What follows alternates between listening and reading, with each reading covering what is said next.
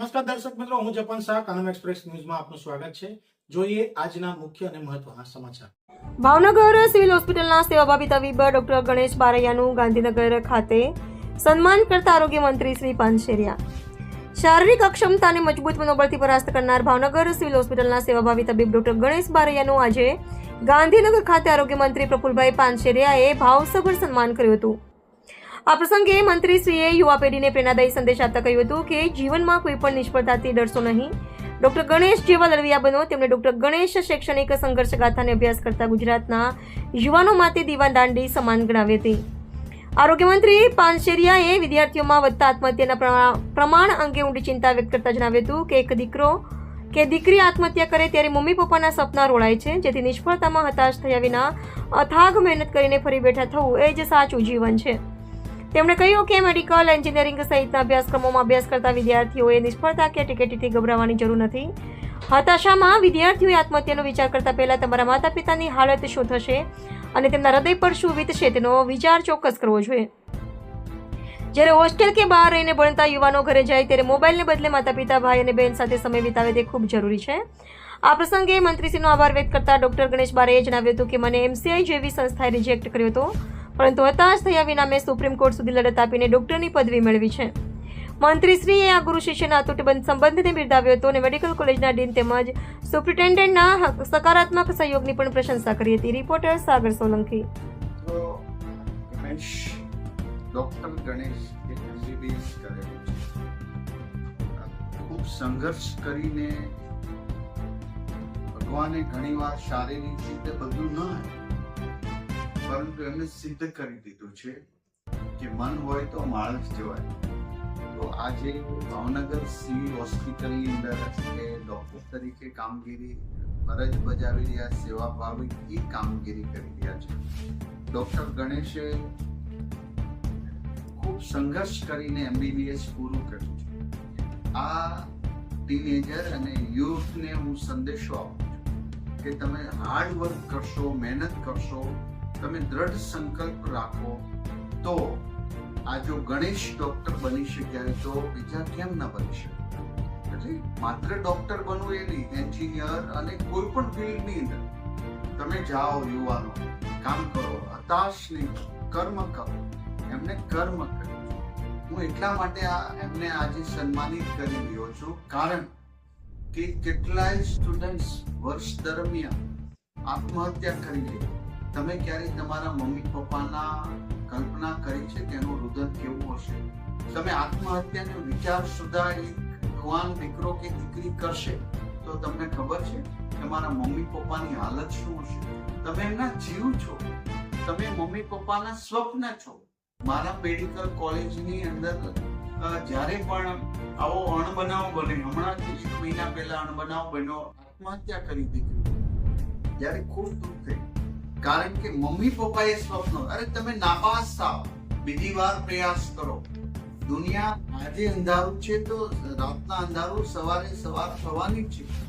તો આજે હું યુવાનોને સંદેશ આપું છું, બધા જ ભણતા વિદ્યાર્થીઓને, ખાસ કરીને મેડિકલ કોલેજ અને એન્જિનિયરિંગ જે વિદ્યાર્થીઓ ડિપ્રેશનમાં આવી જાય છે, જે હતાશામાં આવી જાય છે, એ તમે આવા ઉદાહરણ જુઓ. તમે ગીતાના કર્મવાદમાં માનો ને તમારા મમ્મી પપ્પાએ વાવેલા સ્વપ્ને નાપાસ થઈને મમ્મીને ફોન કરો, હું નાપાસ થયો છું, નાપાસ થવું અને હું ફરી વખત ટ્રાય કરીને પાસ થઈ. આવા આભને આંબે એવા સ્વપ્ન સાથે તમે તમારા મમ્મી પપ્પાનું જોઈને આગળ ચાલો. નહીં કે એક ડોક્ટર ન બનવાથી દુનિયા છીનવાઈ નથી જતી, ડોક્ટર બન્યાથી દુનિયા જીતી લેવા જેવી નથી. તમારા માનવીયતા અભિગમ કેટલો છે, આ અભિગમ શ્રેષ્ઠ છે. આ શ્રેષ્ઠતાને હું સ્વીકારું છું. ડોક્ટર ગણેશને વિશાળ લાવું. ડોક્ટર ગણેશ એ આપણા ગુજરાતના ડોક્ટરને ગર્વ લેવાય. મને એમના પર પ્રાઉડ છે. હું ઘણા સમયથી જોતો હતો આ ડોક્ટર MBBS ડોક્ટર ગણેશ સિવિલની અંદર સેવા આપે છે. હું આજે એમનું સન્માન કરી રહ્યો છું. યુથ માટે પ્રેરણારૂપ છે અને બધા જ મેડિકલ સ્ટુડન્ટ્સને પણ હું ખાસ વિનંતી કરું છું, તમે ભણો, કદાચ તમને ના આવડતું હોય, એટીકેટી આવ્યું, ફેલ થયા, તો પણ હતાશા નહીં કરો. તમે તમારા મમ્મી પપ્પાને લક્ષ્યમાં રાખીને બીજી વાર પ્રયાસ કરો. આત્મહત્યા કે ડિપ્રેશનમાં આવવાનું બંધ કરીને હવે આજથી જે થવાનું છે થવાનું છે. બસ તમે હસતા ખીલતા હશો ને તો એ મમ્મીને ગમશે, પપ્પાને ગમશે. તમે હોસ્ટેલમાંથી ઘરે જાઓ અને મમ્મી પપ્પાને સમય આપશો, ભાઈને પણ સમય આપશો, બહેનને સમય આપશો. આ એક કુટુંબ વ્યવસ્થા છે. આ જ માનવીયતા અભિગમ છે. બસ આ અભિગમને પાણી પાઓ, વિચારોનું પાણી પાઓ અને એને વટવૃક્ષ બનાવો. તમે સફળ થશો, ધ્યેય ઇષ્ટ કરો.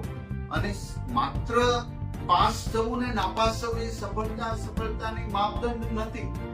તમે કેટલા ખુશ રહી શકો છો, તમે બીજાને કેટલી હેલ્પ કરો છો. હું ડોક્ટર બનીને અનેક દર્દીઓને મદદરૂપ થઈશ.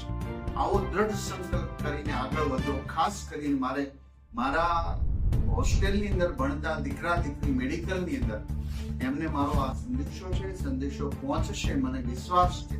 અસ્તુ. ભારત માતા કી જય. અને ગણેશને આપણે વધાવી. હા બોલો. સાહેબ, હું એક વસ્તુ ઉમેરવા માંગુ છું. મારી સાથે છે મારા શિક્ષક ડોક્ટર દલપતભાઈ સાથે, કે જ્યારે મને એનસીઆઈટી રિજેક્ટ કર્યો હતો MBBS માં એડમિશન માટે, તો એમાં ગુજરાત હાઈકોર્ટમાં અને ત્યારબાદ સુપ્રીમ કોર્ટમાં કેસ કરી અને મને MBBS માં એડમિશન આપ્યું.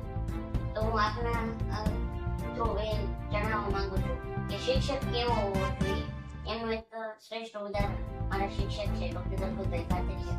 અને વિશેષ મારી સાથે મારા મેડિકલના સિનિયર અને માર્ગદર્શક ડોક્ટર યશભાઈ દવે છે અને ડોક્ટર અક્ષયગીરી ગૌસ્વામી અમારા government medical college Bhavnagar general secretary છે. એ મારા ખૂબ સારું સપોર્ટ અને માર્ગદર્શન રહ્યું મારા મેડિકલ કેર દરમિયાન. અને અમારા મેડિકલ કોલેજના ડીન શ્રી ડોક્ટર જીમભાઈ શાહ સાહેબ અને મેડિકલ સુપ્રિન્ટેન્ડન્ટ સાહેબ અશોક વાળ સાહેબ, એમનો પણ